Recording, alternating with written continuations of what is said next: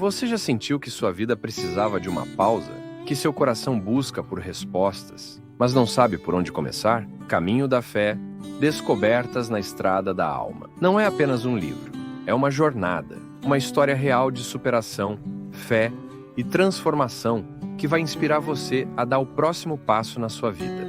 Descubra como desafios podem se transformar em lições e como cada momento pode ser uma oportunidade para se reconectar com o que realmente importa. Este livro é para quem busca mais do que histórias. Busca propósito, busca inspiração, busca a si mesmo. Disponível em e-book e na versão livro físico.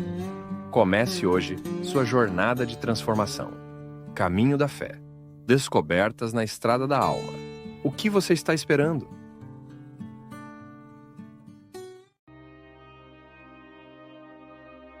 Obrigado pela oportunidade de entrar na sua casa, de entrar na sua vida, de falar com você, de falar com sua família.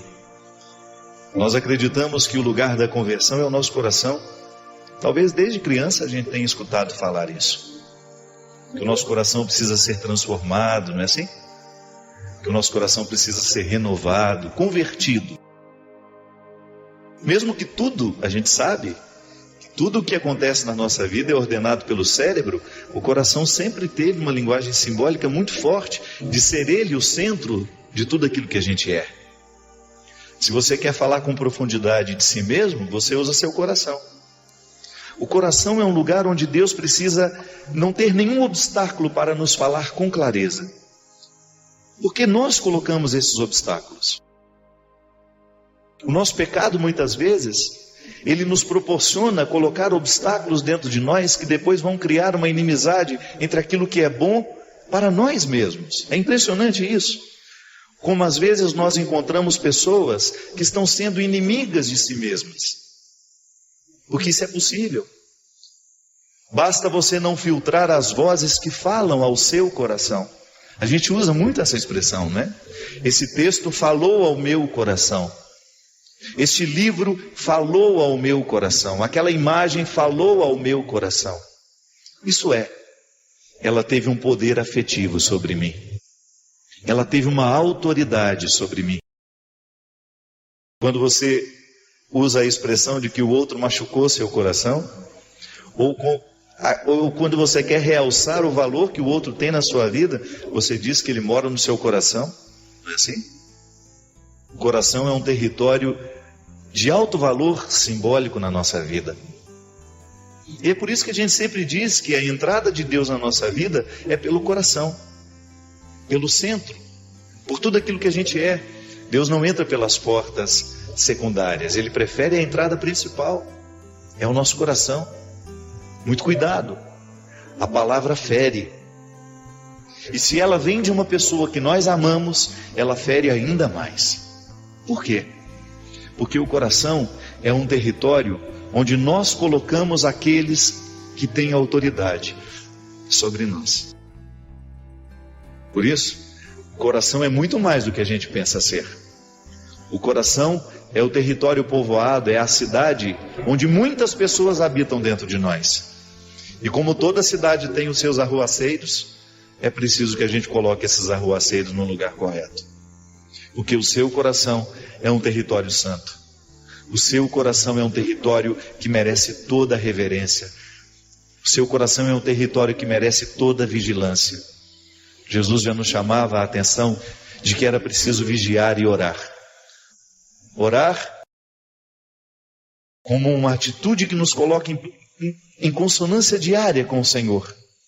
E a vigilância, a observância, para que a gente não perca a capacidade de identificar quem são os amigos do nosso coração.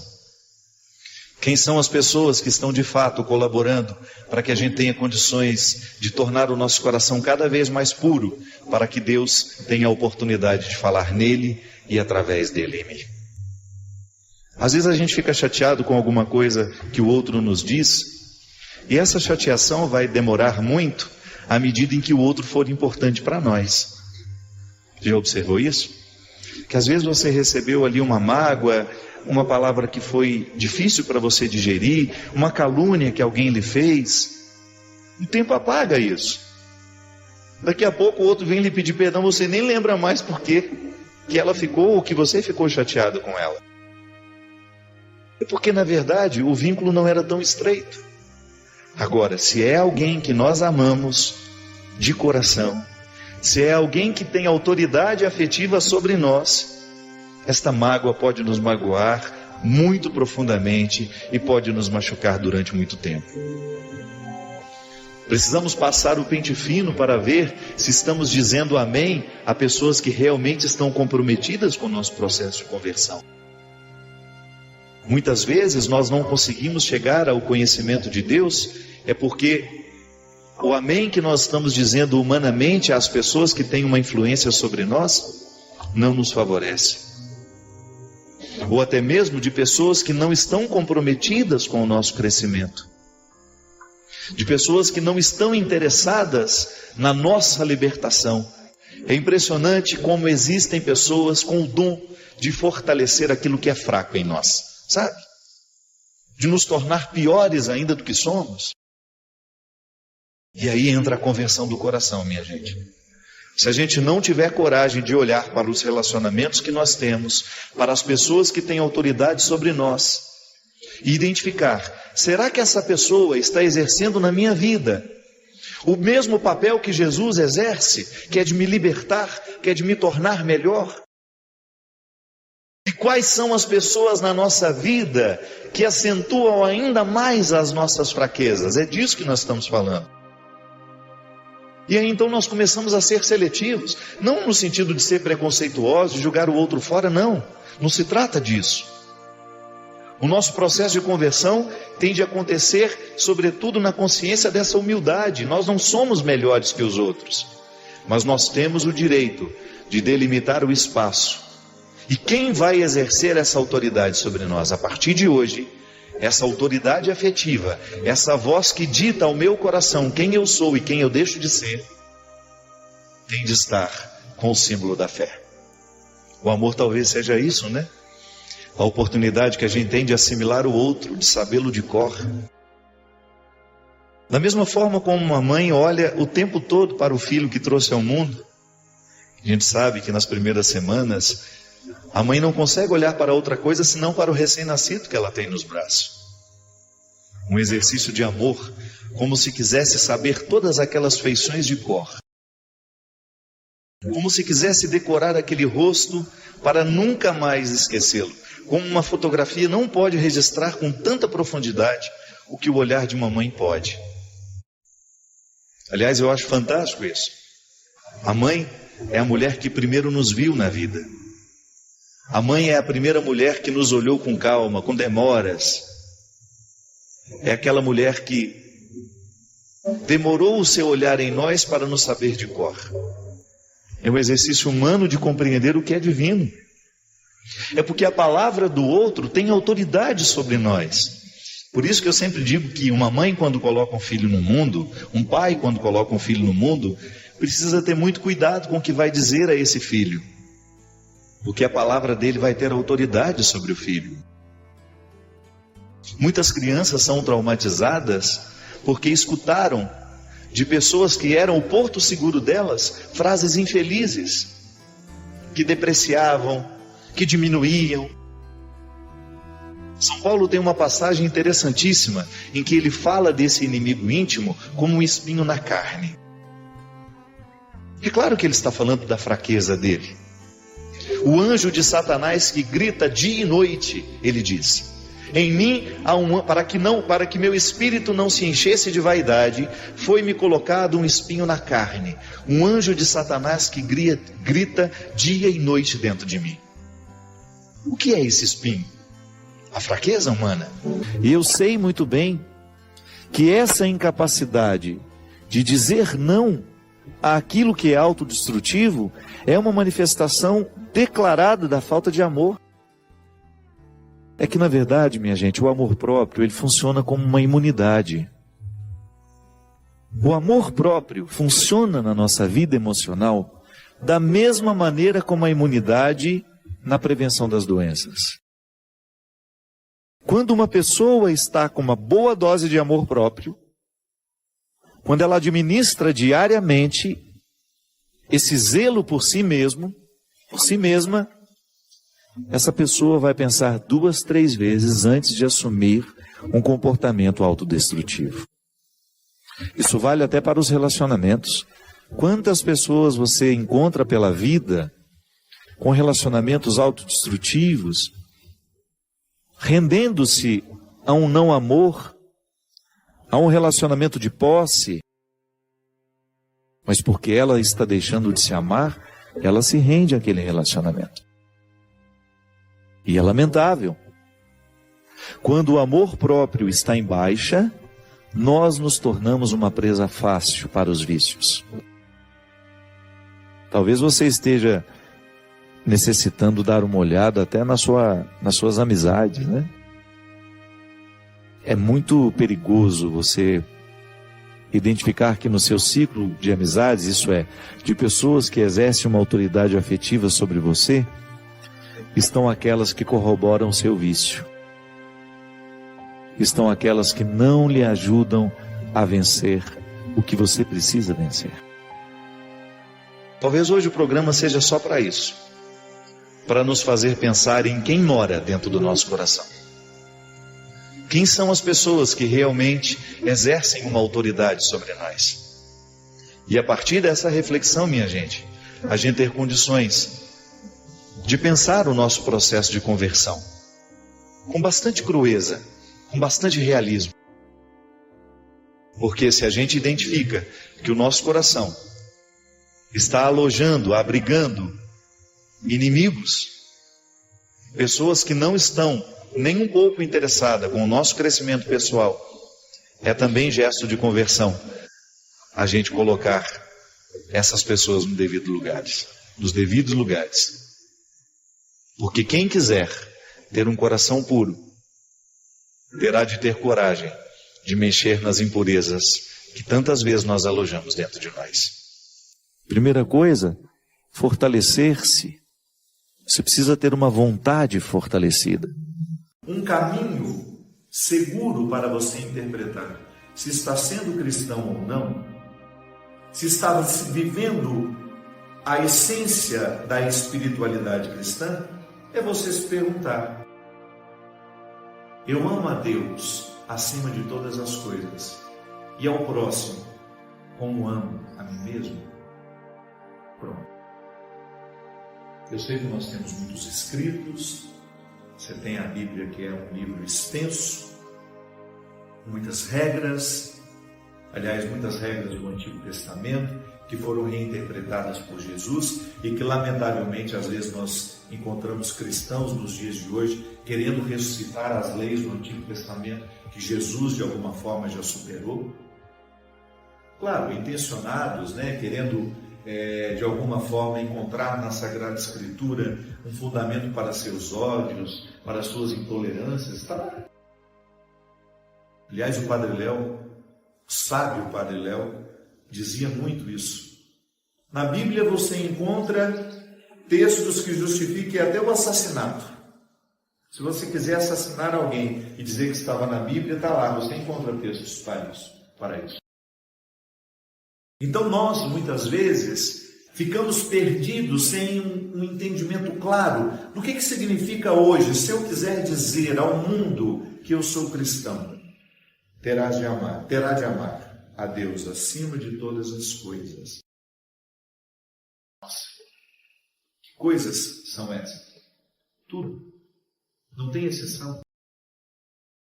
Sua casa, seu dinheiro, sua família. Ser responsável. Depois eu vou dizer por que é responsável. Que eu sei que muita gente, irresponsavelmente, em nome de uma missão, largou a família para segundo plano e foi viver as coisas da igreja. Isso acontece muito. É numa outra dimensão. Não é largar a responsabilidade de cuidar da família e ficar mais lá enfiado dentro da igreja do que cuidando das coisas de casa. Não é isso. É aqui dentro que a coisa acontece. Amar a Deus acima do emprego que a gente tem, do sucesso que a gente faz, da carreira que a gente construiu. Mas isso parece muito teórico e difícil. Não é não. Você tem como valorizar a sua carreira, por exemplo, o sucesso que você faz, colocando Deus acima de tudo isso. É só compreender que tudo isso que você alcançou não foi por méritos somente seus. Quem lhe deu essa capacidade? Você desenvolveu as capacidades, mas quem lhe deu na origem? Recebeu dos seus pais. Quem deu a seus pais? E aí você chega numa eterna busca neste Deus que nos sustenta em tudo. Sim, amar a Deus sobre todas as coisas significa você firmar dentro de você a consciência de que tudo que você faz de maravilhoso, de impecável, do ponto de vista humano, aquele momento em que a sua humanidade esteve absolutamente livre de tudo que é mesquinho em você, isso é dom de Deus. Isso é Deus plenamente manifestado em nós. Então a pessoa que canta maravilhosamente bem, ela canta sabendo que aquele canto, que aquela capacidade de cantar, muito embora tenha sido desenvolvido por meio de aulas e esforços, é um dom divino que ela carrega. Isso nos coloca numa humildade, numa simplicidade, inclusive na vida com as pessoas. Quem tem essa consciência, dificilmente se reveste de prepotência e de arrogância. Porque sabe que toda a grandeza que ela pôde alcançar como pessoa tem a sua raiz, tem a sua origem em Deus. É Deus quem me sustenta, é Deus quem me dá os dons. Então eu amo a Deus acima de todas as coisas assim, consciente que até no momento, como dizia Santo Agostinho, ele falava isso de maneira linda, simples e sofisticada ao mesmo tempo. Quando o coração humano se sente com capacidade de reconhecer o erro que cometeu, ele já está sob o influxo da graça divina. Até para você reconhecer que errou, Deus tem que ter dado um movimento inicial. Eu, por mim mesmo, não sou capaz de reconhecer o meu erro. Eu não reconheço o meu erro por quê? Meu orgulho me comanda, eu tenho dificuldade de reconhecer que sou frágil. Então, quando eu sou capaz de reconhecer que errei, é porque a divindade que me habita está me comandando. Então Deus está acima de todas as coisas. Eu tenho consciência de que tudo aquilo que a minha inteligência me proporciona só é possível porque Deus me deu a inteligência. Então você coloca Deus antes de todas as situações. Não é que você seja uma marionete que Ele comanda. Não, você tem livre-arbítrio. Você tem inclusive livre-arbítrio para decidir se vai desenvolver suas capacidades ou não. Essa semana eu pensei muito sobre isso. Inclusive fiz um post aqui no Instagram. Eu refleti sobre as potencialidades. O potencial que existe no meu corpo, o potencial que existe na minha mente. Que eu posso desenvolver ou não. Observe uma criança. A criança é naturalmente elástica. A criança não tem dificuldade com as articulações, a não ser que ela tenha uma doença. Se ela é saudável, ela tem habilidades, ela tem facilidade de movimentos. Mas à medida em que a gente vai vivendo, se a gente não estimula o potencial do corpo, esse potencial vai ficando adormecido. Eu posso muitas vezes ter uma conduta em que eu não tenho tempo para o cuidado do corpo. A minha falta de cuidado com o corpo vai fazer com que ele engorde, com que ele acumule gorduras dentro das artérias, que ele vá perdendo a flexibilidade. Eu estou neste momento da minha vida, eu vou confessar para vocês, readquirindo a flexibilidade do meu corpo, que eu fui perdendo com o tempo, que eu fui perdendo com a rotina. Tente ficar de cócoras, sem segurar em nada. Sem medo de errar, 90% das pessoas não conseguem mais. Porque não é uma posição que nós fazemos mais. Nós fomos criando facilidades. O nosso carro, ele é adaptado para te dar muito conforto. para você usar menos os esforços. Só que isso tem um custo. Nós vamos perdendo flexibilidade, nós vamos ficando enrijecidos. E, lamentavelmente, quando nós estamos enrijecidos, quando a nossa musculatura está enrijecida, as nossas articulações ficam mais propensas a serem lesionadas, a serem machucadas, porque nós não temos mais a flexibilidade do movimento. A musculatura, ela deveria ser forte e flexível. Há pessoas que só têm a musculatura forte. Criou boa base muscular, mas não desenvolveu flexibilidade. Há pessoas que têm boa flexibilidade, mas falta um pouco de massa muscular. Está com muito tecido adiposo. Eu não estou falando de estética, viu, gente? Não, você tem o direito de ser como você quiser e ficar confortável em você do jeito que você bem entender. Mas coloque um pouco de flexibilidade no seu corpo e você vai ver como ele agradece com menos dores. O descanso fica mais fácil, o trabalho fica mais fácil. A maioria de nós tem dor na lombar. Não pode agachar que já volta todo torto, todo... Tenta pegar uma coisa do tipo... Ai, travei! Levanta nunca mais. Por quê? O potencial do corpo, ele existe. Está escondido lá, mas muito escondido dentro de nós. Por isso que é bom você ter uma atividade física que exercite, que estimule força muscular e flexibilidade. A mente, a mesma coisa. Eu posso ter uma mente tranquila, serena, o potencial dela é este. Você não nasceu angustiado. Você não nasceu conflituado do ponto de vista mental. Se todas as suas necessidades foram satisfeitas na hora certa, você ficava lá, no bercinho, respirando corretamente. Chega um momento que a nossa ansiedade é tão grande que modifica até a nossa respiração. É impressionante como até o nosso corpo sofre as consequências de uma mente desordenada. Quanto mais em cima você respira, maior é a sua ansiedade.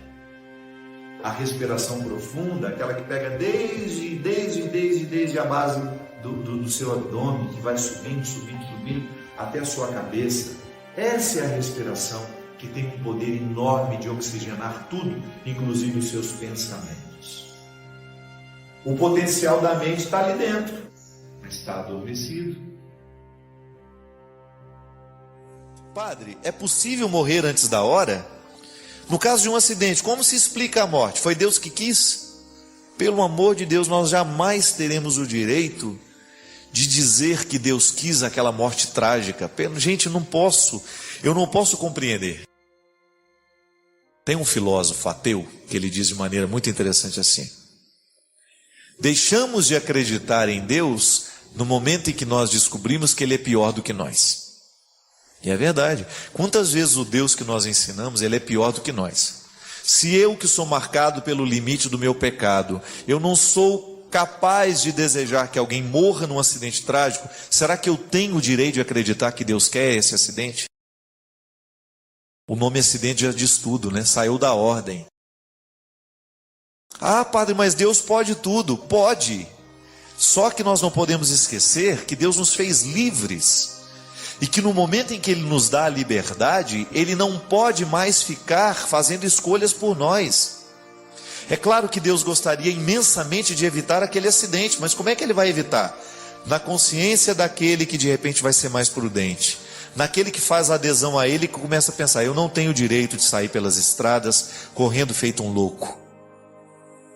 Eu não tenho direito de colocar o meu carro em alta velocidade para colocar a vida daquele que está do meu lado em risco. Eu não tenho direito de beber e sair dirigindo. São postos de gasolina, porque tem aquelas lojinhas de conveniência.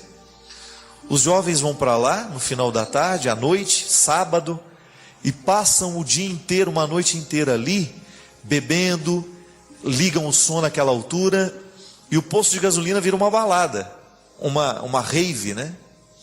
E depois eles pegam os seus carros, e a reportagem mostrou, não estou inventando essa história. A reportagem mostrou aqueles rapazes e moças saindo embriagados, muitas vezes na contramão, de madrugada, sai na contramão, sem pensar nas responsabilidades daquele gesto. Aí de repente tem um senhor lá, de madrugada, que está com um filho com um pouco de febre, ele precisa retirar aquele filho de casa, precisa levar para o hospital, e tem a infeliz sorte de cruzar com um irresponsável desse. Como aconteceu em outros lugares aí. Não estou inventando essa história. Já aconteceu. E acontece todos os dias por esse Brasil e por esse mundo afora.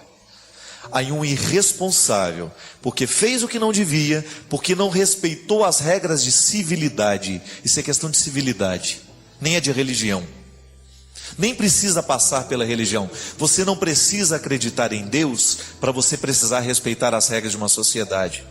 Que não se anda na contramão, que não se deve beber que não se deve beber e dirigir. São uma série de realidades.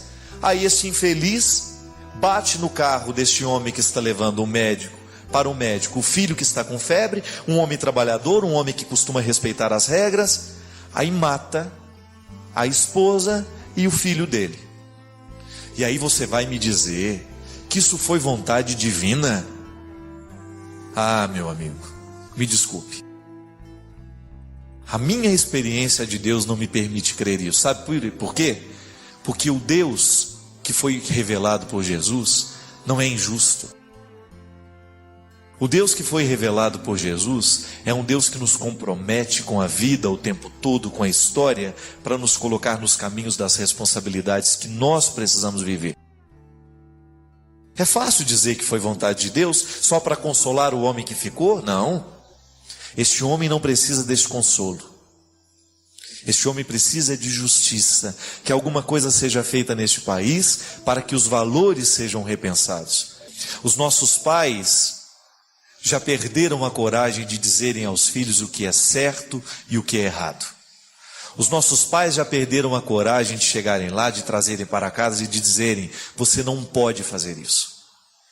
É a crise dos valores, onde a gente confunde tudo, minha gente. Nós já não sabemos mais o que é certo, o que é errado, porque alguém está deixando de dizer.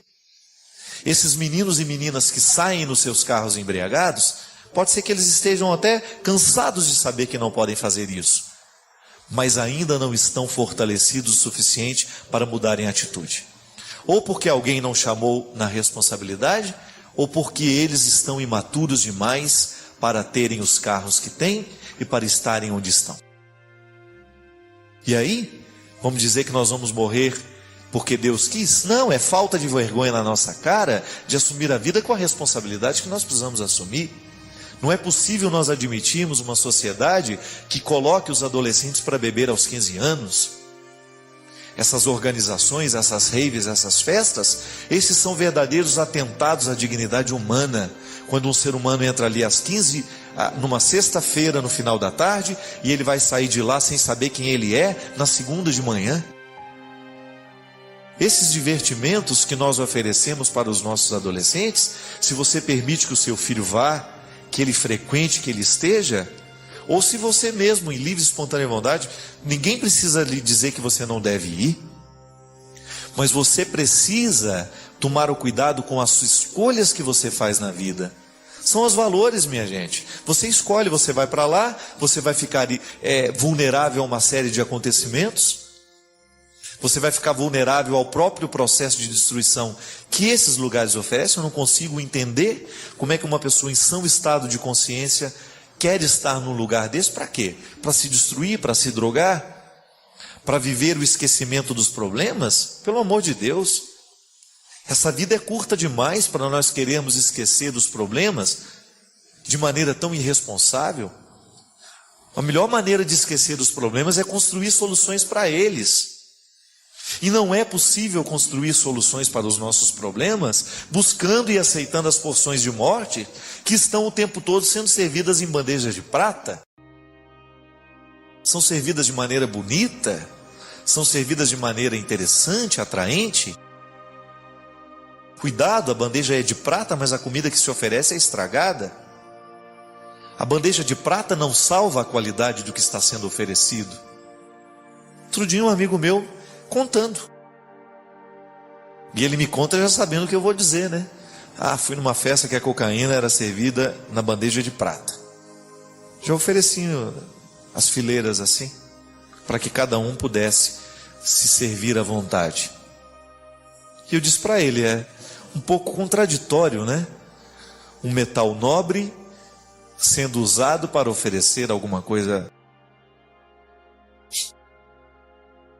É lamentável, minha gente. É lamentável que a gente veja os nossos jovens morrendo antes da hora e o pior, matando aqueles que deveriam viver um pouco mais para cuidar dos filhos. Retiram de maneira irresponsável o direito de alguém ser gente. Aquele menino que estava sendo levado para o médico, ele só precisava de que alguém cuidasse da febre dele. E o pai estava fazendo isso, movido por um amor bonito, mas de repente ele teve a infelicidade de cruzar com um rapaz que se sentia no direito de atravessar um sinal vermelho, na contramão, andar de qualquer jeito, embriagado. Aquele menino perdeu a oportunidade de ser gente. O mundo deve ter perdido um ser humano interessante. Por quê? Porque alguém fez a escolha pela morte. Pode observar, nada nessa vida é por acaso. As leis da natureza nos ensinam que para cada ação haverá uma reação. Eu vejo lá o meu amigo Gabriel Chalita, né? Se tem uma coisa que nós precisamos fazer é apoiar estes homens de bem para que eles possam estar na política e fazerem a diferença nesse país, minha gente. Descubra os que você acredita. Eu recomendo meu amigo, porque eu acredito nele. Eu vejo no Gabriel uma luta constante o tempo todo. Por isso nós estamos dizendo. Que orgulho eu tenho de ter um amigo como ele, de ver o que ele faz, o que ele projeta. Que orgulho eu tenho de saber que o Brasil tem um Alexandre, um repórter com aquela lucidez, com a coragem de dizer o que ele fala. Quantas vezes eu vejo na palavra daquele repórter o que nós gostaríamos de ouvir na palavra dos nossos pregadores. O Alexandre Garcia merece o nosso respeito nas pequenas coisas, nos pequenos comentários. Um Gabriel Chalita que tenha coragem de tocar na ferida, que tenha coragem de propor valores para os jovens nos dias de hoje. Nós precisamos o tempo todo disso, minha gente. Nós não podemos mais ficar indiferentes a esses acontecimentos. Cuidado com aquilo que você escolheu para a sua vida no dia de hoje. Volto a dizer, muitas vezes a morte é servida em bandejas de prata. É bonito o banquete, mas aquilo que serve, aquilo que está sendo entregue no banquete não é bonito. Cuidado com as decisões que você toma, cuidado com aquilo que você escolhe, a maneira como você escolhe agir nesse mundo. Isso pode gerar sofrimento para muita gente.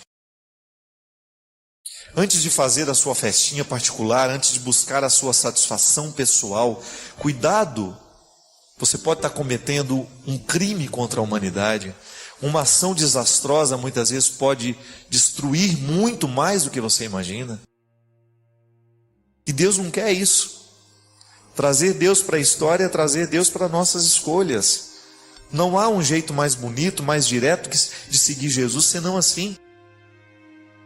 Sabe, começar a emprestar de Jesus isso ao Senhor. Eu sei que não é fácil querer a vida nas pequenas coisas. É muito mais fácil acender o meu cigarro, pegar o meu vício e deixar que ele tome conta de mim. Mas pela força do seu sangue na minha vida, me ajuda. Que a sua oração seja honesta, que ela seja sempre esse desejo de atualizar nos seus dias, na sua história, na sua vida, o que Deus faria se estivesse vivendo no seu lugar. Deixe de acostumar-se com esse gol contra o tempo todo. Pare de fazer esse gol contra o tempo todo e de achar que esse é o melhor jeito de viver. Não. Gol contra não leva ninguém a nada. É só destruição. É só fracasso. E nós não queremos esse fracasso para nós. Eu não quero para mim e também acredito que você não queira para você. Muitas vezes falta para nós a clareza e a consciência de que nós estamos aceitando isso. Aí você coloca a sua vida aí na mesa, a partir de tudo que a gente falou. Pode ser que nada sirva para você, mas pode ser que alguma coisinha sirva. Pode ser que você venha descobrir que você também traz essa porção de morte para você. E você escolhe essa morte em pequenas coisas. Aí você tem o direito de deixar de escolher. É direito. Porque você pode ser feliz, você pode ser realizado, você pode ser um homem mais livre, uma mulher mais livre. Basta você dar a Deus a oportunidade de agir. Basta você fazer com Ele essa parceria que identificou os grandes homens e as grandes mulheres da história. Não entre na história porque você destruiu, ou porque você se destruiu. Seja um modelo vivo de que dá certo. O ser humano pode dar certo. Seja a prova concreta disso. Atualize na sua carne, na sua vida, na sua história, no seu espírito, na memória que você vai deixar para este mundo. Que depois, quando você for embora, alguém possa dizer isso de você. Viveu e viveu bem o tempo que ele pôde.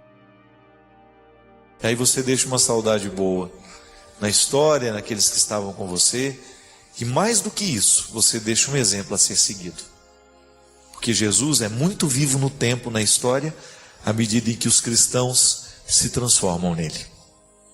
E aí Jesus é presente, está presente, pela força sacramental que já está, a presença real de Jesus no nosso meio através da Eucaristia, mas também nas pessoas que andam e que fazem o mundo ser melhor. Muito obrigado pelo seu carinho, pela sua atenção, obrigado pela sua presença, pela sua participação. E eu quero pedir que a bênção do Deus Todo-Poderoso seja derramada sobre todos nós e possa conceder ao seu coração, nesta noite de hoje, a possibilidade de acertar o passo, de vencer esse desânimo, de reassumir a vida, de descobrir que não é para fazer gol contra que Deus lhe colocou no mundo, é para vencer. Ela estava vivendo uma tragédia anunciada, porque ela não conseguia romper dentro dela com um sentimento que era destrutivo e que tinha provocado nela uma espécie de dependência. Sim, porque até do que é ruim a gente fica dependente. Olha o vício. Uma pessoa que usa cocaína, por exemplo, ela sabe que a cocaína destrói. E, no entanto, ela não sabe dizer não ao vício da cocaína. Sim, nós podemos nos viciar em pessoas da mesma forma como uma pessoa vicia em cocaína.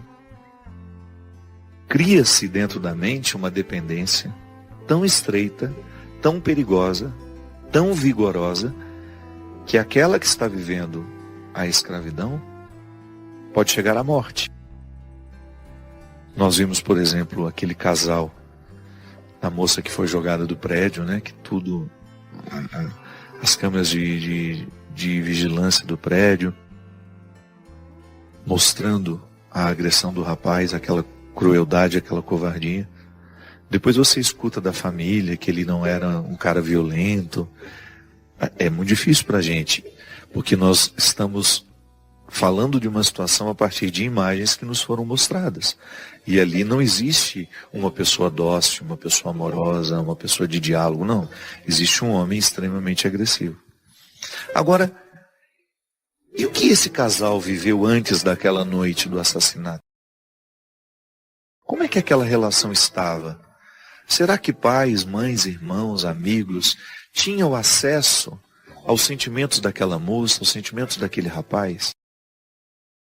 Porque nós que somos criados no interior, e a história se passou em Guarapuava, né? Nós temos tanto acesso um ao outro. A gente é até chamado de fofoqueiro por causa disso, né? Mas no interior é assim, nas cidades grandes as pessoas ficam mais diluídas. Mas no interior não. No interior a gente sabe um pouco mais da vida um do outro. E sabe qual que é o grande problema? Quando nós percebemos que ali há uma escravidão, que ali há um sofrimento, e a gente não faz um movimento de libertação. Porque a gente tem que interferir sim. Se a gente sabe que alguém está vivendo um processo de escravidão, É nossa obrigação chegar lá amorosamente, através de pessoas que possam ter acesso e oferecer ajuda. Da mesma forma como estes homens gritaram para Bartimeu, diferente dos primeiros que mandaram ficar quieto, os segundos dizem: coragem, levanta-te, o mestre te chama. Eu fui lá, na vida daquela menina que me deu acesso, ao me contar a sua história, eu fiz um pouco esse segundo papel. Coragem, levanta-te e vai resolver a sua vida.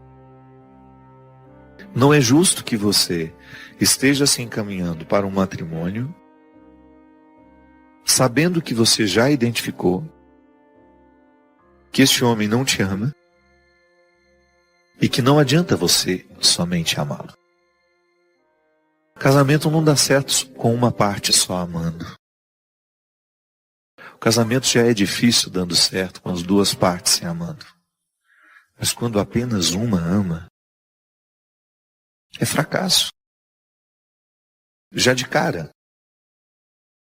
Então o manto, às vezes nós nos enrolamos nesse manto fétido da escravidão e achamos que ele é a única coisa que nós merecemos ter. Às vezes ele é o único aconchego que nós achamos merecer. Não, você merece muito mais. E basta você ter coragem de julgá-lo, de abrir mão dele, sofrer as consequências do abrir mão, porque até de quem nos faz mal a gente sente falta, viu? Eu dizia isso para ela: padre, mas eu não sei viver sem ele. Eu sei que não sabe viver sem ele. Mas a partir do momento que você tomar distância e viver o sofrimento da ruptura, você vai identificar que a melhor coisa da vida é viver sem ele. Você não sabe viver sem ele e você acha que vai sofrer muito, é porque você ainda está enrolada no manto do desconforto que você acha que é a única coisa que você merece. Na hora que você abrir mão deste manto e deixá-lo cair, e começar a caminhar na direção daquele que lhe cura, porque Deus não nos deixa abandonados, minha gente. Coloque isso na sua cabeça. Se você tomar uma decisão favorável a você, Deus não lhe abandona. Ele estará ao seu lado para lhe ajudar a vencer a dor de cada dia. Porque somente depois que a gente desobedece o grupo que nos manda calar, a gente obedece o grupo que nos manda caminhar, que a gente arranca um manto, é que a gente chega à cura da nossa cegueira. Aí sim, as escamas dos olhos caem como caíram as escamas dos olhos de Bartimeu. Aí você olha para trás e fala: meu Deus, como é que eu aguentei viver daquele jeito? Sim, porque eu acho que foi justamente isso que aconteceu com Bartimeu. Depois de um tempo, já acostumado àquela escravidão da beira da estrada, a de não ver, a de se resumir a ser um verme humano, a ter aquele manto, metáfora de tantas coisas, tantas misérias com as quais nós nos acostumamos. Depois que ele vence esse processo, as 3 etapas, não obedecer às vozes que o mandavam ficar quieto, obedecer às vozes que o mandavam caminhar, levantar-se, retirar o manto e ficar diante de Jesus. E ouvir a pergunta: Bartimeu, o que queres que eu te faça? Bartimeu poderia muito bem ter pedido: o Senhor me faz ficar rico, cego, mas rico. Quando nós estamos na nossa miséria, a gente não tem tempo para pedir o supérfluo. A gente enxerga exatamente o que a gente precisa. Esse é um conflito muito grande que eu tenho. Que às vezes quando nós vamos rezar, a gente pede a Deus o que a gente quer. Quando na verdade o honesto seria pedir o que a gente precisa. Bartimeu certamente queria muitas outras coisas. Queria riqueza, queria poder, queria fama. Mas naquela hora a pergunta de Jesus vai no cerne da necessidade dele. Senhor, que eu veja, só isso. Porque se eu ver, se eu voltar a enxergar, eu vou conseguir entender tudo isso que eu experimentei até hoje. e serei capaz de ir buscar o que eu não busquei durante o tempo que eu fiquei paralisado aqui. E aí o milagre se concretiza. E como é que nós percebemos que a gente não se ama? Quando nós identificamos no nosso jeito de viver e de ser comportamentos que denunciam que nós não nos cuidamos mais na vida, que nós fizemos escolhas erradas e a gente não fez muito esforço para mudar, que nós fomos dormir com os lixos todos os dias e que nós fizemos do nosso coração um terreno baldio onde todo o lixo do mundo foi depositado. Essa pequena parte, a pequena parte do mandamento é o desafio. É muito fácil você mexer na vida do outro. A coisa mais fácil que tem, às vezes quando a gente vai para algum encontro, né, você fica escutando o pregador falar: meu Deus, mas a comadre Geralda tinha que estar aqui, gente. Mas é tudo que a comadre Geralda precisava ouvir, gente. Não é? Ainda bate não, tá vendo? Acho que você que tá falando. Aí vem a comadre Geralda, Benedita, né? Todo mundo. Não, eu não quero saber no que seu vizinho precisa da minha palavra, não. E nem você que está em casa, viu? Ligando para sua comadre para ela assistir. Padre Fábio, tá falando tudo que você precisa ver. Não.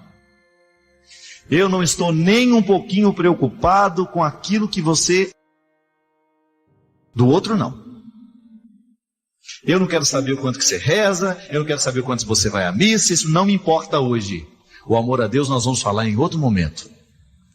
A primeira noite desse acampamento não é nem para a primeira, nem para a segunda questão. É o do meiozinho. É o que pode passar desapercebido. Porque às vezes nós achamos que o mandamento, ele será bem cumprido se a gente amar a Deus e a outro. E você? Porque a qualidade desses dois amores depende desse tanto que você se cultiva. Ah não, padre, me deixa sossegado. Estou aqui fazendo a minha caridade. Faça a caridade por você primeiro. O primeiro a necessitado de caridade nessa vida é você, sou eu. É o momento em que a gente olha para a gente mesmo. É o momento em que a gente se recolhe, é o momento em que a gente se cuida, é o momento em que a gente se ama, porque é ali que Deus está agindo, na capacidade que Ele tem de lhe reerguer, de lhe fazer acontecer. E aí, o seu próximo será beneficiado com um ser humano que está sendo trabalhado aos poucos, pela força do amor que Deus manifesta em você. E a família toda agradece depois que você se ama. Toda. E os seus amigos vão agradecer porque você se ama. E os seus vizinhos vão agradecer porque você se ama. E o céu estará em festa porque você se ama. Porque onde existir um ser humano realizado, nele Deus estará revelado. Olhe para um ser humano feliz e você pode dizer: Ele está no meio de nós, através dessa criatura aqui. Quantas vezes, minha gente? Quantas vezes você experimentou no seu coração a desolação? E você não foi capaz de amar ninguém. É impressionante o quanto que, quando o desamor, esse desamor que nos destrói, o quanto que ele nos incapacita para olhar com inteligência para Deus e para as pessoas, não é verdade? O quanto que o seu desprezo por você mesmo lhe torna uma pessoa ateia. O quanto que o seu desprezo por você mesmo lhe torna intragável com o outro. Vá conviver com uma pessoa que não se gosta para você ver o que é. Vá conviver com uma pessoa que se despreza o tempo todo para você ver como é.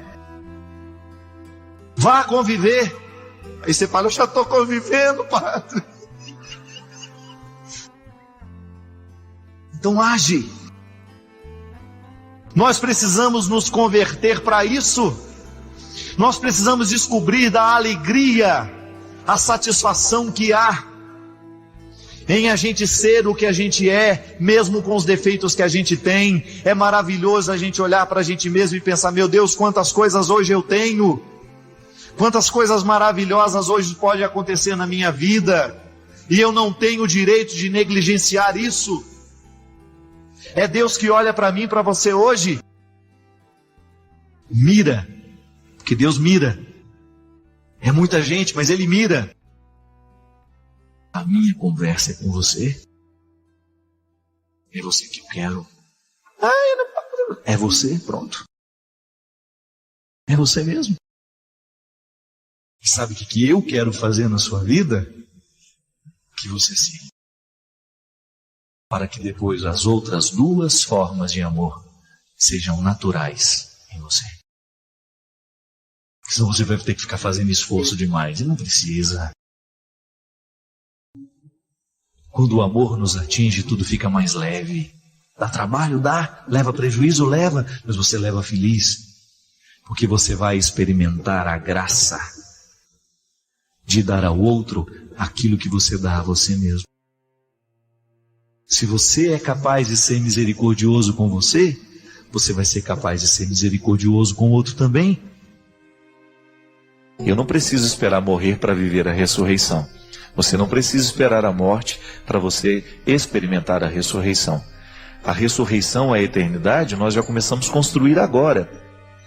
O Padre Zezinho fala de um jeito muito bonito numa música dele, em que tem um momento da letra que ele fala assim: e a gente vai ressuscitando, e a vida vai ficando eterna, mostrando que este destino final da humanidade, que é a ressurreição, já se aplica agora, no momento que você consegue vencer as suas mazelas, quando você consegue vencer o Adão que existe dentro de você, a Eva que existe dentro de você, aquela fraqueza, aquele momento de fragilidade que você é puxado para baixo. Você já parou para observar o quanto que na vida, às vezes, nós somos puxados para baixo? E veja bem, que o chão, ele é a experiência que nos lembra Adão. E o céu é a experiência que nos lembra o Cristo. Mas esta experiência de unir céu e terra é que é bonita, a mística da vida cristã vive aí. Eu estou no chão, isso é, eu sou Adão, eu sou barro, o significado de Adão é este, né? Aquele que vem do barro, aquele que está no barro. Mas eu também sou o Cristo. Eu sou convidado a viver a dinâmica da superação, daquilo que é Adão em mim, mas daquilo que é Cristo também em mim. Pelo mistério da encarnação, eu sou convidado pelo batismo. E às vezes na vida nós somos puxados para baixo. Às vezes um telefonema que você recebe, uma palavra que você escuta, um desaforo que você recebe, uma coisa ruim que acontece na sua vida, um dissabor, uma traição, uma infidelidade. E pode observar que tudo isso que nos puxa para baixo é fruto do nosso pecado. Toda vez que nós agimos movidos pelo nosso pecado, nós machucamos alguém ou somos machucados. É impressionante o quanto que o pecado tem o poder de nos machucar e de nos puxar para baixo. Então veja bem, é a força de Adão dominando o que a gente é. Agora, quando a gente cuida, por exemplo, eu vou fazer um esforço para não dizer o que machuca o outro. Eu vou tomar cuidado com as minhas palavras. Eu vou tomar cuidado com aquilo que eu falo, às vezes, no momento da minha raiva. Eu sou muito assim, gente. Às vezes eu fico irritado com as coisas e eu falo o que eu não quero. Eu magoo as pessoas que eu amo. Mas no ímpeto de querer resolver as coisas. Veja bem, eu estou sendo domado por Adão. Agora, no momento em que eu demoro um pouquinho antes de falar o desaforo, no momento que eu demoro um pouquinho antes de fazer a calúnia, de falar a fofoca, o Cristo então vence em mim. Está vendo que a mística do cristianismo é isso? É a gente é a gente colocar os nossos passos nos passos de Jesus. É bem natural dentro de nós que a gente assuma a posição de Adão. Isso é, do homem fraco, da mulher fraca, daquele que não consegue, daquele que não sabe, daquele que não pode. Mas o nosso desafio é justamente a gente domar tudo aquilo que não nos joga para baixo.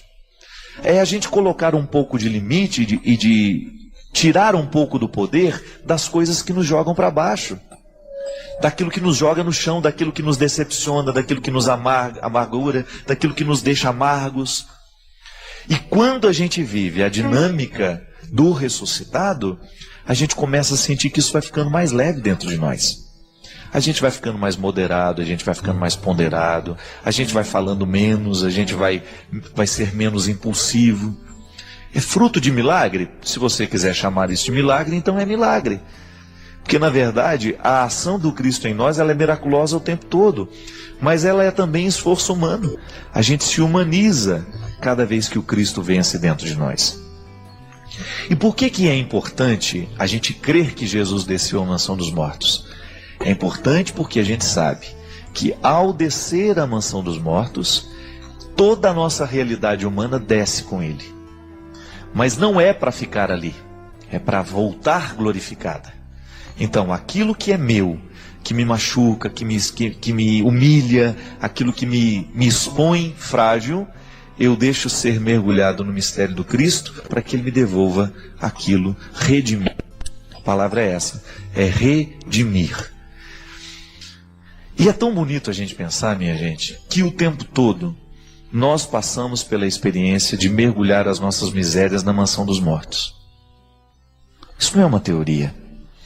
Nós também precisamos mergulhar na mansão dos mortos, isso é, a gente precisa fazer morrer aquilo que é o nosso defeito, aquilo que é a nossa fragilidade, que às vezes nos envergonha tanto.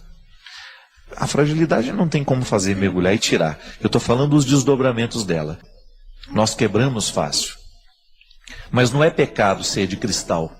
É até uma virtude. Uma peça de cristal ela é preciosa, mas você vai cuidar para que ela não quebre com facilidade. Então não se trata de rejeitar a fragilidade que está em mim, que está em você. Se trata apenas de cuidar bem dela. Cuidar da fragilidade que se tem é um jeito que tem de se humanizar, de trazer a vida do Cristo para nós, de vencer a perspectiva de Adão e de nós entrarmos na dinâmica do Cristo. Teilhard de Chardin chamava isso de maneira muito bonita de cristificação do universo, quando cada criatura descobre que ela é o Cristo, pelo mistério da encarnação. Eu sou o Cristo, tu és o Cristo, ele é o Cristo, nós somos o Cristo. Você já imaginou que beleza? Se nós pudéssemos sair pelas grandes cidades sem o medo do assalto, sem o medo do sequestro, sem o medo da violência. Por quê? Porque o mundo estaria cristificado. Todo mundo tem o mesmo sentimento de Cristo, todo mundo tem o mesmo pensamento do Cristo, todo mundo tem o mesmo comportamento do Cristo, isso é, só faz o bem. Não deseja o mal a ninguém, não fala o que não deve falar, não olha o que não pode olhar, enfim, vive uma vida de equilíbrio. Tanto é que lutar pelo mundo cristificado é lutar pela paz, não tem outro nome. Você já imaginou se dentro da sua casa todo mundo estivesse cristificado, isto é, convertido ao Cristo? Se os sentimentos que prevalecessem nos corações fossem os sentimentos do Cristo, então a gente trabalharia, a gente não esperaria cair do céu, e agir com responsabilidade, nós não iríamos querer os vícios na nossa vida, nós não iríamos destruir o outro, nós não iríamos mentir para o outro, nós não iríamos enganar o outro, nós não iríamos roubar o outro. E aí, não tem casa que não vá viver em paz se todo mundo faz isso. O que quebra a nossa paz? Quando nós nos enganamos, quando nós mentimos, quando nós nos roubamos, quando nós tiramos a paz. Só que isso não é a atitude de Cristo. Então falta cristificar a casa, falta cristificar a família, falta cristificar o comportamento. Agora, à medida em que nós vamos assumindo esse jeito de Jesus ser, você pode ter certeza, à medida que o Cristo vai vencendo em nós, a nossa casa vai se transformando em um lugar bonito, mais saudável, mais alegre, mais feliz. E naturalmente a gente vai ficando muito mais leve. Porque às vezes os maiores problemas que nós temos não são nossos, mas são das pessoas que nós amamos e que estão do nosso lado. Acabam afetando a gente. Às vezes eu paro para pensar e chego a essa conclusão. Às vezes a gente quase não tem problema, os nossos problemas são os outros. Como é que eu vou ser feliz se as pessoas que eu amo não estão bem? Mas eu também não posso viver a vida delas. Aí se estabelece o limite, se estabelece o sofrimento. Eu não tenho como entrar no coração dela, viver por ela, falar por ela, fazer como ela. Não. Então aí eu sofro por isso. Eu sofro porque eu não posso fazer o outro ser igual do jeito que eu quero. Agora, se o outro se compromete com Cristo, eu tenho que ficar tranquilo, sabe por quê? Porque Cristo vai fazer a obra dentro daquele coração do jeito que ele pode. Mas saber que o outro está se direcionando para o caminho do Cristo, então nos dá tranquilidade. Aí você vai saber que o seu filho não vai atrás das drogas, por quê? Ele está sendo orientado pela força de Jesus. Você vai saber que o seu filho pode até cair numa outra coisa, mas ele vai se preservar muito mais do que antes. Ele vai começar a pensar mais na qualidade da vida dele do que antes. Por quê? Coração convertido é coração que se ama, é coração que se respeita. Coração cristificado é aquele que não quer permitir que o Adão prevaleça. E aí, minha gente, a gente descobre que religião só pode fazer bem à medida em que ela é bem aplicada. À medida em que nós descobrimos que o seguimento de Jesus nos faz homens e mulheres bem melhores. Então, não perca tempo. Cristifica seu coração, cristifica sua vida, seu comportamento, sua mente, sua casa. E quem sabe você vai cristificando as outras pessoas que estão do seu lado pela força do seu testemunho. Todos nós somos, em essência, uma fonte de água pura, porque somos criaturas criadas à imagem e semelhança de Deus. Mas, de repente, no curso, no caminho da nossa fonte, nós vamos sendo poluídos, assim como os nossos rios também são poluídos à medida que caminham, que vivem os seus percursos. Recebem afluentes doentes, águas sujas, recebem poluições o tempo todo. Nós estamos recebendo a poluição emocional do outro, nós estamos recebendo as águas sujas do outro, nós estamos aprendendo a ficar ciumentos. Por quê? Porque nos negaram amor no momento que a gente precisava ser amado. Ou você acha que o ciumento é sem motivo? Não é.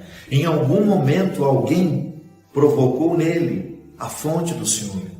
Em algum momento nós somos machucados, ou porque fomos abandonados, ou porque ficamos inseguros a vida inteira, e de repente nós já confirmamos que nós podemos, mas ainda assim lá no fundo existe uma fonte de insegurança que a gente ainda não curou, que a gente ainda não maculou, que a gente ainda não transformou. Isso é terapia, minha gente. A terapia nós podemos viver desde os momentos institucionais em que ela se estabelece como uma prática humana, que é no divã, quando você procura um psicoterapeuta, mas a terapia também acontece aqui, na oração, quando a gente mergulha dentro de nós e nós vamos conhecendo a nossa vida, nós vamos conhecendo os motivos do nosso ciúme, da nossa inveja, da nossa mentira, da nossa incapacidade de sermos fiéis, da nossa falta de perseverança. Em algum momento nos faltou o estímulo para a gente se desenvolver.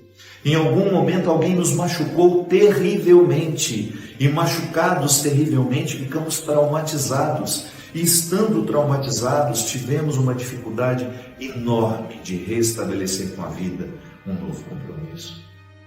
Tivemos uma dificuldade enorme de fazer florescer o bom ser humano que Deus criou em nós. E aí vamos nos transformando num mulambo, num trapo qualquer, num rio poluído, que por onde a gente passa, a gente deixa doenças e insatisfações. É bacana você se perceber como um rio. Como são as águas do seu rio? De tudo isso que a gente falou aqui, do ciúme, da maldade, da mentira, da infidelidade, quais são as águas que já lhe poluíram um dia, a ponto de lhe fazer se tornar temporariamente, porque você não é definitivo, o pecado não é definitivo em nós. De repente você pode dizer, eu estou ciumento. Não diga, eu sou ciumento. Porque quando você diz que você é ciumento, é como se você estabelecesse uma verdade que não pode ser modificada. Pode ser modificada, sim. Todos nós podemos ser curados. Não há nada no nosso comportamento, no nosso temperamento, que não possa ser modificado. Essa é a boa notícia. O Evangelho é uma boa nova. Jesus fazia isso o tempo todo. Ele olhava nos olhos das pessoas e sorrindo dizia, pode ser diferente. Não precisa ser do jeito que foi até hoje. Sim, essa é a boa notícia que nós temos que dar. Essa que me faz acordar todos os dias e feliz pela minha missão, porque eu sei que como pregador, como homem do Evangelho, eu tenho a possibilidade de dizer a todos que há ainda o que ser feito. Nós não estamos definitivamente prontos, terminados, acabados. Há muito o que ser feito. Há muita coisa a ser transformada dentro de nós. Esse rio, você pode despoluir sim. Você pode interferir naquilo que está sendo derramado nas suas águas. Você tem condições de interferir na sua verdade. Sim, ela não precisa ser definitiva. Há o que ser feito, sim. E há uma realidade que você pode fazer agora, uma decisão a ser tomada, uma forma nova de viver a ser assumida, a ser vivida. Porque o mesmo Deus que passou há tanto tempo transformando e modificando os que ele encontrava pelo caminho, também pode fazer o mesmo. Ser de si. Somente depois ser dos outros. Quem se dá sem se ter, quem se oferece sem se possuir, inevitavelmente viverá buscando-se nos outros. Ter-se. Depois disso tudo faz sentido, porque descobrimos que ninguém nos deve absolutamente nada. Eu creio que esse seja o exercício diário, que nós começamos desde o momento em que nós tomamos consciência do grande papel que nós precisamos exercer no mundo.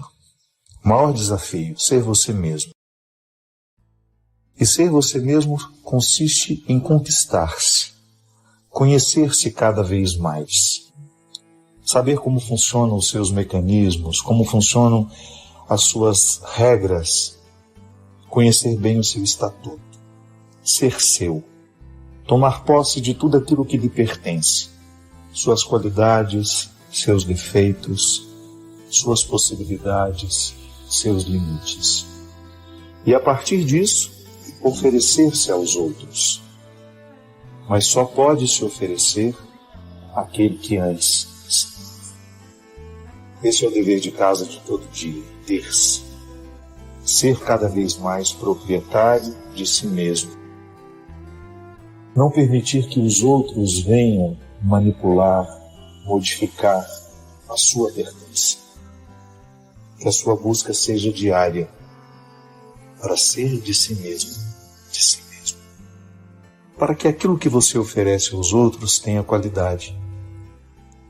É tão interessante você ver uma pessoa na posse de suas possibilidades, de seus limites, de toda a grandeza que consiste o ser humano. É tão bonito você ver uma pessoa inteira.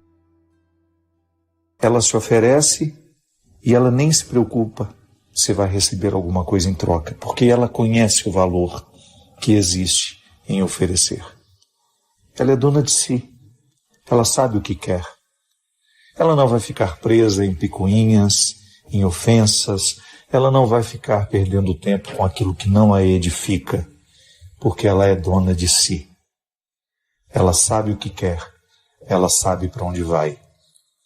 E ela pode dar muita contribuição ao mundo, porque quem se tem, quem se possui, certamente se oferece com muito mais qualidade àqueles que dela precisam. Ser de si. Somente depois ser dos outros. Quem se dá sem se ter, quem se oferece sem se possuir, inevitavelmente viverá buscando-se nos outros. Ter-se. Depois disso tudo faz sentido, porque descobrimos que ninguém nos deve absolutamente nada. Eu creio que esse seja o exercício diário, que nós começamos desde o momento em que nós tomamos consciência do grande papel que nós precisamos exercer no mundo. O maior desafio, ser você mesmo. E ser você mesmo consiste em conquistar-se, conhecer-se cada vez mais, saber como funcionam os seus mecanismos, como funcionam as suas regras, conhecer bem o seu estatuto, ser seu, tomar posse de tudo aquilo que lhe pertence, suas qualidades, seus defeitos, suas possibilidades, seus limites. E a partir disso, oferecer-se aos outros. Mas só pode se oferecer àquele que antes. Esse é o dever de casa de todo dia, ter-se. Ser cada vez mais proprietário de si mesmo. Não permitir que os outros venham manipular, modificar a sua pertença. Que a sua busca seja diária para ser de si mesmo, de si mesmo. Para que aquilo que você oferece aos outros tenha qualidade. É tão interessante você ver uma pessoa na posse de suas possibilidades, de seus limites, de toda a grandeza que consiste o ser humano. É tão bonito você ver uma pessoa inteira. Ela se oferece e ela nem se preocupa se vai receber alguma coisa em troca, porque ela conhece o valor que existe em oferecer. Ela é dona de si. Ela sabe o que quer. Ela não vai ficar presa em picuinhas, em ofensas. Ela não vai ficar perdendo tempo com aquilo que não a edifica, porque ela é dona de si. Ela sabe o que quer. Ela sabe para onde vai. E ela pode dar muita contribuição ao mundo, porque quem se tem, quem se possui, certamente se oferece com muito mais qualidade àqueles que dela precisam. Eu tenho falado muito sobre isso. Fica cada vez mais difícil ter vida interior nos dias de hoje. Porque a vida interior é um voltar-se para dentro. É um olhar que vai no oposto do que nós costumamos fazer. Nós estamos sempre voltados para fora, preocupados com o que estão dizendo. Cada dia é uma notícia que nos deixa ainda mais desanimados. Como é que nós vamos viver uma vida interior se nós estamos estimulados a ficar para fora o tempo todo? A gente não sabe nem mais fazer silêncio.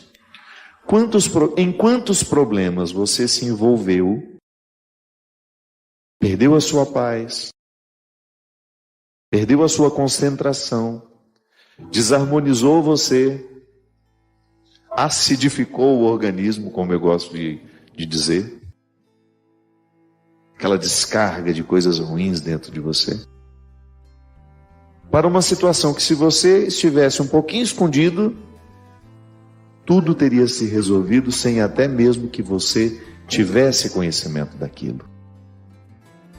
Sim, a facilidade com que a gente manda uma mensagem para o outro, e às vezes até a crueldade do horário que nós escolhemos mandar.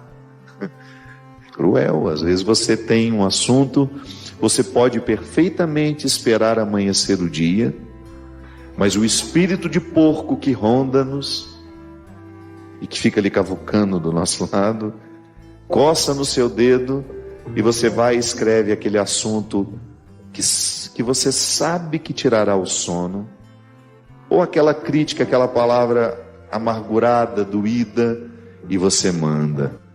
Quantas vezes a gente se desrespeita assim? Quantas vezes eu fiz isso com pessoas que eu amo?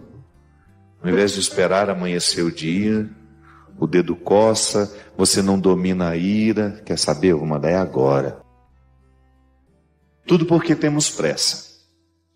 Tudo porque não sabemos lidar com o momento presente.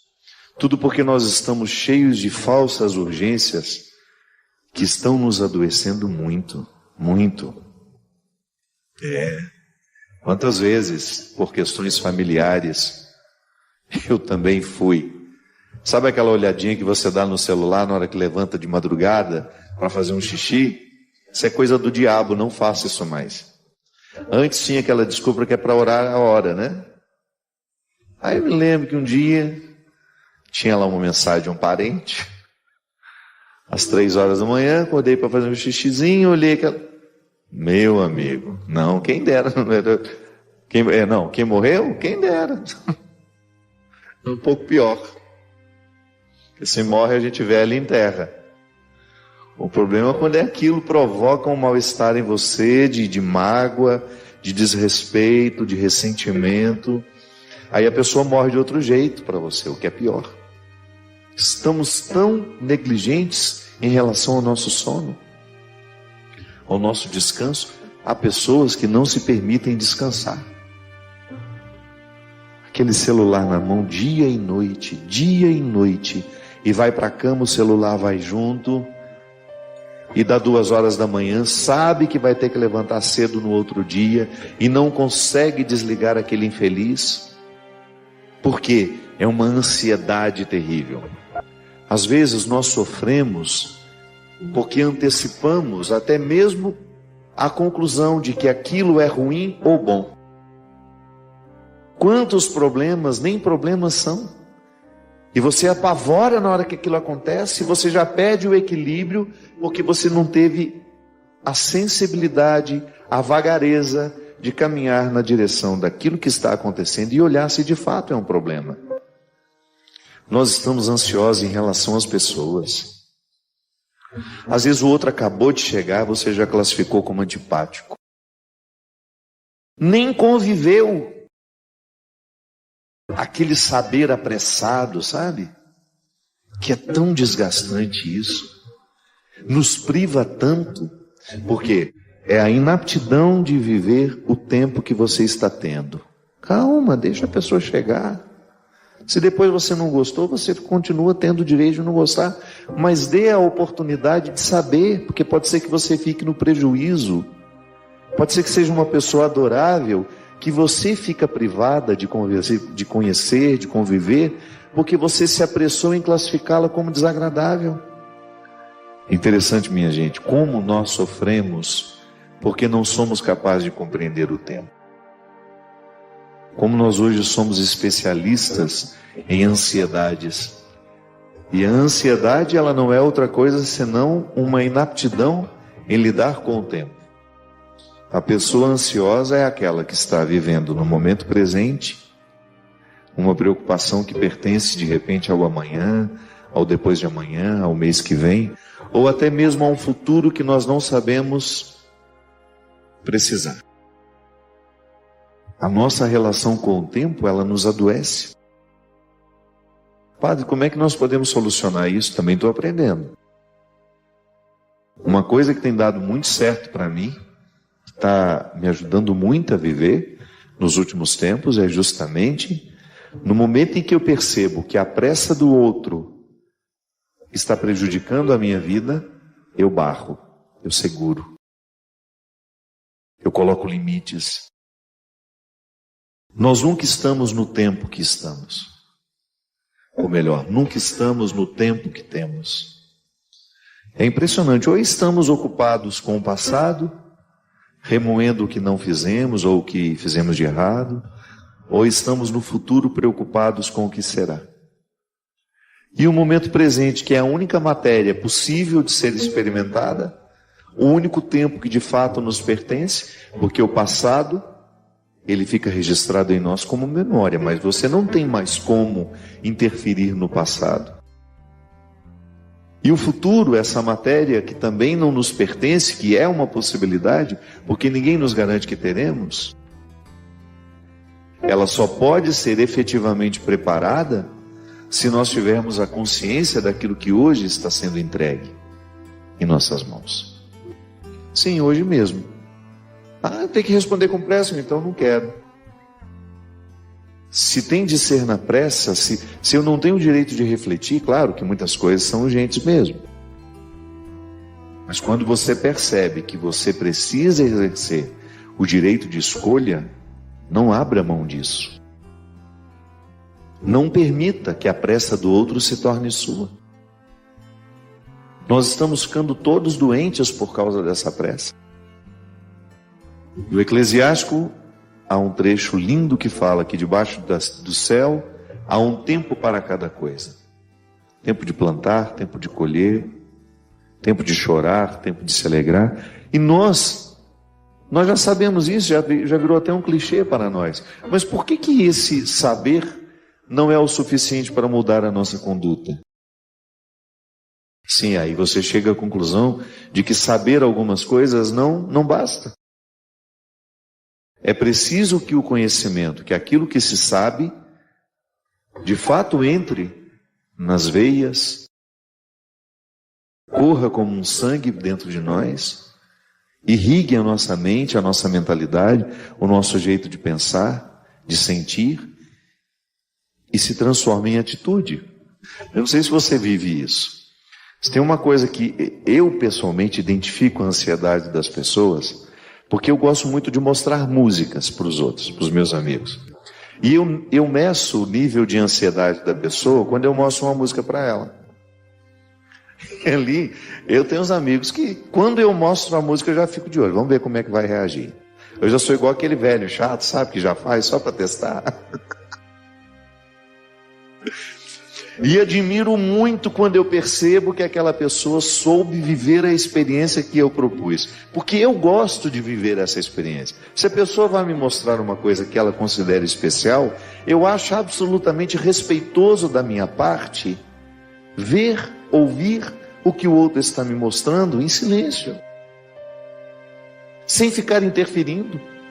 Tem gente que tem a sensibilidade de ouvir a música e depois que termina a música ela te faz perguntas. Tem gente que não. Na introdução começa: quem é? Aí entra a voz da pessoa. Nossa, a voz dela parece que é o fulano de tal. Ela não está ouvindo a música. Nossa, que bonito, hein? Onde que é? Quem que é essa pessoa? Ela não está prestando atenção no que você está mostrando. Eu não sei se a gente tem uma ansiedade de mostrar, de agradar, de dizer que a gente está gostando. Outro dia eu peguei um no flagra. Eu mandei uma música que tinha 5 minutos e pouco no WhatsApp. Eu mandei, o azulzinho viu, né? Eu vi na hora que me visualizou. Não deu 1 minuto, ela falou: que lindo! Não chegou, não ouviu nem a introdução e já se manifestou. Que ansiedade é essa que não nos permite viver? Minha gente, a vida sempre vai nos pedir calma. Aliás, o sabor da vida só é possível de ser percebido quando nós estamos pacientes com a vida. Caso contrário, não sentimos o sabor. A gente come sem sentir o sabor. Mas é ansiedade. Nós estamos assim em relação ao que a gente come. Sabe o programa da Ana Maria Braga? Que ela come um negócio e ela leva um tempinho com a comida para poder dizer se gostou. Mas geralmente sempre ela passa debaixo da mesa e faz aquela barulheira, o Louro José grita, não é assim que funciona? Também vejo a ansiedade de alguns convidados dela. Mal pôs o negócio na que delícia! A gente ainda não saboreou e nós já estamos dando palpite. O alimento, ele precisa ser esparramado na boca. Todas as papilas degustativas têm que entrar em ação para você saber de fato se gostou ou não. Pode ser que no final amargue. Então não tenha pressa de dizer que gostou, porque talvez você vai ter que comer aquela comida até o fim sem ter gostado, porque você se antecipou em dizer, porque você viu só as primeiras notas do sabor. Você percebeu somente as primeiras notas daquele sabor e já se antecipou em dizer que gostou. Calma. Mas por causa da nossa pressa em não compreender o que está acontecendo, nós já criamos toda uma trama absolutamente desnecessária, liberamos toxinas que nos envelhecem, que nos adoecem, porque nós não tivemos a serenidade de esperar e de perceber o que de fato está acontecendo. Por que a ansiedade nos engorda? Porque a gente come muito mais do que precisa. Há algumas pessoas que, sem o controle disso, acabam descontando no alimento, descarregam no alimento toda a sua ansiedade. Presta atenção quantas vezes você mastiga um alimento que você põe na boca.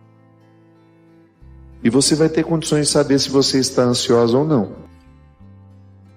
Outro dia, eu gosto muito de ver aqueles programas, aqueles documentários de pessoas que precisam emagrecer. E eu fico observando que boa parte daquelas pessoas que estão passando pelo processo de reeducação alimentar, essas pessoas não mastigam. Você vê pela rapidez com que engolem. Isso já é um sintoma de ansiedade, né? O alimento, minha gente, ele precisa ser triturado. A função dos dentes é impressionante, porque todos eles trabalham em conjunto. Só que às vezes a gente engole sem ter rasgado. Então os 2, 3 dentes não ficam servindo para nada. Por quê? Estamos com pressa. É o tal de comer sem sentar. Tem gente que come andando. Eu tinha uma mania, até que eu deixava a minha comidinha lá no fogão. Eu tinha uma mania de pegar o prato e ficar andando pela casa. Eu perdi o ritual do alimento. E quanto mais rápido eu terminasse, melhor. Porque eu precisava me livrar da necessidade de comer. Eu tinha que ir para o computador, tinha que fazer isso, tinha que fazer aquilo. Olha que coisa horrorosa. Você lidar com o alimento que te faz vivo como um momento que você precisa se livrar rápido dele. Tem sido normal na nossa cabeça este comer com pressa, porque o alimento é um empecilho, a necessidade de comer tornou-se um empecilho para nós, porque nós precisamos de tempo para muitas outras coisas.